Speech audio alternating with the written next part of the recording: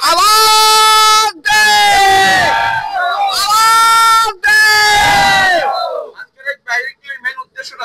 Main উদ্দেশ্য হচ্ছে আমরা সরকারের কাছে এই বার্তা পৌঁছাতে চাই যে এই আইনটি সম্পূর্ণ আনকনস্টিটিউশনাল, অসাংবিধানিক।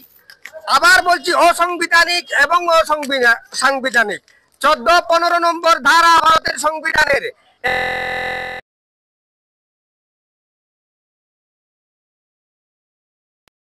জাতি গোষ্ঠীর সমান অধিকার।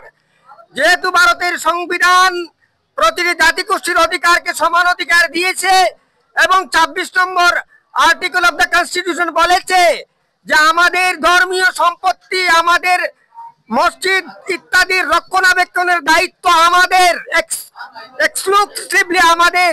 সেই জায়গায় দাঁড়িয়ে যখন ভারত সরকার এই আইনটি পাস করেছেন, এতে বোঝা গেল তারা সংবিধানকে রক্ষা করছেন না, সংবিধানের পরিপন্থী।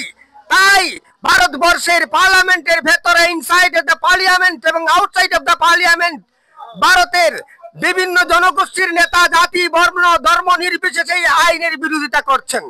জনাব সৈফুল ইসলাম সাহেব আমাকে প্রশ্ন করেছেন উদ্দেশ্য কি।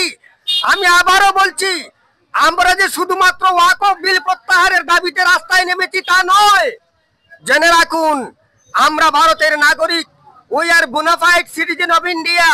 আমরা ভারতের, যেহেতু এই ওয়াকফ বিলের মাধ্যমে, ওয়াকফ আইনের মাধ্যমে সংবিধানকে কলঙ্কিত করা হয়েছে, এই ওয়াকফ আইনের মাধ্যমে ভারতের সংবিধানের সেই ধারাগুলো উল্লঙ্ঘন করা হয়েছে।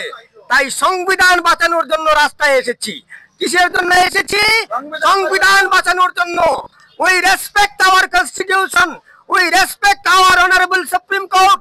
জেনে রাখুন, গতকালকে সরকার ভয় পেয়ে গেছেন। মহামান্য কেন্দ্রীয়